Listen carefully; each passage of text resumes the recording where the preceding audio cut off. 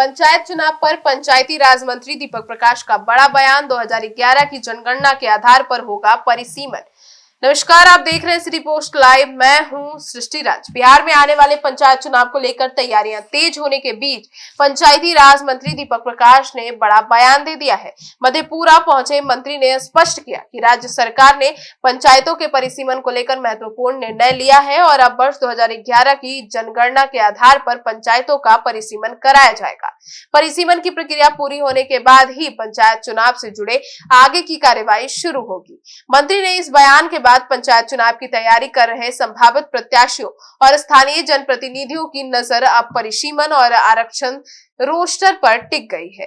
परिसीमन के बाद पंचायतों की सीमाओं और विभिन्न सीटों की स्थिति में बदलाव की संभावना के चलते स्थानीय स्तर पर चुनावी समीकरण भी प्रभावित हो सकते हैं। अब पंचायती राज मंत्री ने कहा कि सरकार ने निर्णय लिया है कि पंचायतों के परिसीमन की प्रक्रिया 2011 की जनगणना के आंकड़ों के आधार पर पूरी की जाएगी। उनका उद्देश्य पंचायतों की सीमाओं और संबंधित क्षेत्रों को निर्धारित प्रक्रिया के तरह नए सिरे से जो है वो व्यवस्थित करना है। परिसीमन के दौरान पंचायतों की सीमाओं और क्षेत्रीय संरचना से संभावित बदलाव किए जा सकते हैं। इसका सीधा असर पंचायत स्तर पर चुनाव लड़ने की तैयारी कर रहे प्रत्याशियों पर पड़ सकता है। कई संभावित प्रत्याशी लंबे समय से अपने अपने क्षेत्रों में चुनाव की तैयारी कर रहे हैं। ऐसे में परिसीमन के बाद कौन सा क्षेत्र किस पंचायत या वार्ड में शामिल होगा, यह चुनावी रणनीति के लिए महत्वपूर्ण होगा। मंत्री दीपक प्रकाश ने बताया कि पंचायत चुनाव केवल परिसीमन तक सीमित प्रक्रिया नहीं है। परिसीमन के बाद आरक्षण रोस्टर तैयार करने की प्रक्रिया भी पूरी की जाएगी। इसके बाद ही चुनाव को लेकर आगे की कार्यवाही संभव होगी। आरक्षण रोस्टर में सीटों की श्रेणी तय होने के बाद संभावित प्रत्याशियों की चुनावी रणनीति भी प्रभावित होगी। कई सीटों पर आरक्षण की स्थिति बदलने की संभावना के कारण स्थानीय राजनीतिक गतिविधियां भी तेज हो सकती है।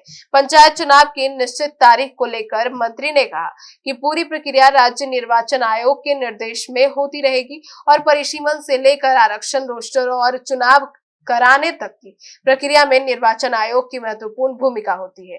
इसी वजह से फिलहाल चुनाव की निश्चित समय सीमा या फिर तारीख बताना उनके लिए संभव नहीं है। उन्होंने कहा कि पंचायती राज विभाग की ओर से निर्वाचन आयोग को हर संभव सहयोग दिया जा सकता है। सरकार की कोशिश प्रक्रिया समय पर पूरी करने की है। जी हां, मंत्री ने कहा कि सरकार की कोशिश है कि परिसीमन और आरक्षण से जुड़ी सभी जरूरी प्रक्रियाओं को समय पर पूरा कराया जाए ताकि इसके बाद पंचायत चुनाव की प्रक्रिया निर्धारित व्यवस्था के अनुसार आगे बढ़ सके। उनके बयान के बाद पंचायत चुनाव की तैयारी कर रहे संभावित प्रत्याशियों में हलचल बढ़ गई है। अब सभी की नजर परिसीमन की प्रक्रिया और उसके बाद जारी होने वाले आरक्षण रोस्टर पर होगी। परिसीमन के बाद पंचायतों की सीमाओं, वार्डों और सीटों की स्थिति स्पष्ट होने के बाद ही बिहार के ग्रामीण क्षेत्रों में चुनावी गतिविधियां और तेज होने की संभावना है। आपकी क्या राय है? अपनी राय जरूर बताइएगा। धन्यवाद।